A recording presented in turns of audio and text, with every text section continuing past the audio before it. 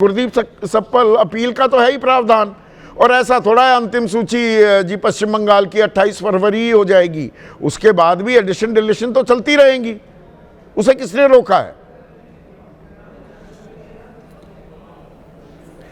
Sandeep ji, election commission ये कहता है कि 2003 में भी एसआईआर हुआ था, आपको याद है?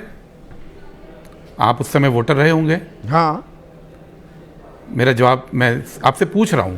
मुझे तो कतई याद नहीं। 2003 का किसी को याद नहीं है, कोई मुझे आज तक ये याद नहीं, और मैं सक्रिय पत्रकारिता में था, किसी दिन कोई हेडलाइन नहीं बनी, पता ही नहीं लगा कि एसआईआर हो रहा है। जी बिल्कुल। तो अब जो हो रहा है उसको हम बोलेंगे थिएटर ऑफ द एब्सर्ड, यानी मूर्खता का मंचन। और ये ऐसा मंचन है मूर्खता का, संदीप जी, कि सुप्रीम कोर्ट 12 अगस्त से लगातार सुनवाई कर रहा है, पिछले कुछ समय से रोज सुनवाई कर रहा है और सिरा नहीं पकड़ा जा रहा है कि कहां पे क्या हो रहा है। ये ऐसा इन्होंने एक जाल बुन दिया है कि सुप्रीम कोर्ट रोज सुनवाई करने के बाद भी उसको खोल नहीं पा रहा है।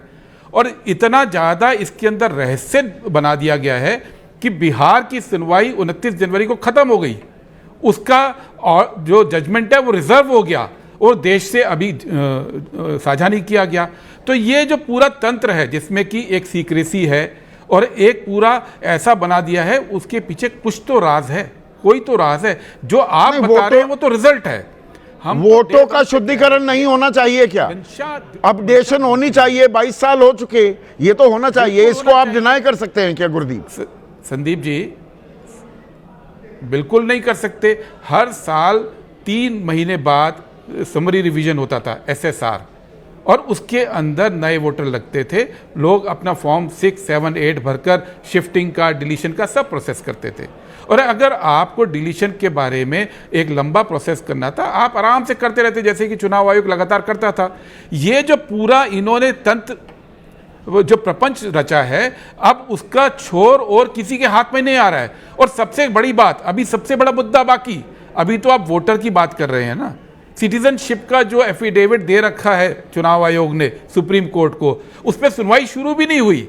यानी कि सुप्रीम कोर्ट भी कह रहा है कि आप अभी तलवार चला दो, बाद में तय करेंगे कि तलवार चलाने का तुम्हें हक आप सुप्रीम कोर्ट की मंशा पर भी सवाल उठा रहे हैं। लीला हवाली कर रही है। ऐसे टाइम पे आदेश आते तो हैं, पर हुजूर आते आते बहुत देर कर दी। अब ये 250 जजेस वो कैसे समाधान निकाल देंगे अगले 3 दिनों में?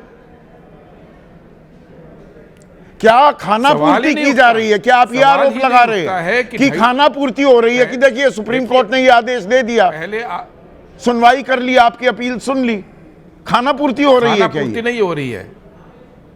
खाना पूर्ति, चुनाव आयोग एक मेजर सर्जरी कर रहा है और सुप्रीम कोर्ट उस पर बैंडेड लगा के कहीं कहीं ख्याल करने की कोशिश कर रहा है, लेकिन घाव इतना गहरा दे दिया है कि बैंडेड से काम नहीं चलना है। सुप्रीम कोर्ट ये कह रहा है कि रिटायर्ड और सर्विंग जजेस आप लगा लीजिए, फिर कहता है इससे पूरा नहीं पड़ा तो डिस्ट्रिक्ट जजेस भी लगा लीजिए, फिर कहता है ये भी नहीं पड़ा तो सिविल जजेस भी लगा लीजिए, फिर कहता है अब ये भी नहीं पड़ रहा तो उड़ीसा झारखंड के जजेस लगा दीजिए। ये मखौल बन गया है देश में। ऐसी क्या आफत थी चुनाव आयोग को इस देश के अंदर? पूरे सिस्टम मखौल बन गया है या मखौल आपने बना दिया है? आपकी हार की खिसियाहट मिटाने के लिए आपको रोज सवाल उठाने हैं। ये आपकी हार की खिसियाहट है और कुछ नहीं।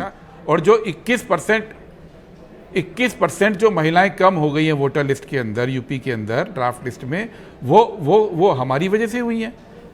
अब उन महिलाओं को आप ये कहते हैं कि उनकी शादी हो गई, वो कहीं चली गई, तो जहां गई वहां भी कम हो रहा है, वहां तो बढ़ना चाहिए था। हर राज्य में कम हो रहा है। तो इन महिलाओं का जो वोटिंग अधिकार छीना जा रहा है, उसकी बात क्या विपक्ष के रूप में हम नहीं करें? ये तो मौलिक अधिकार है।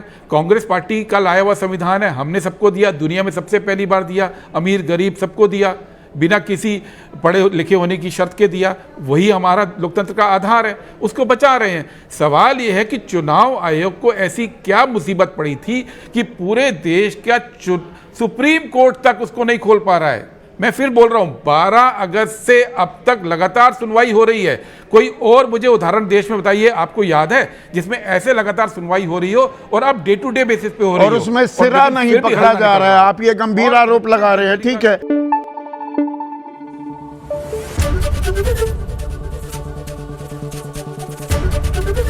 एबीपी न्यूज आपको रखे आगे।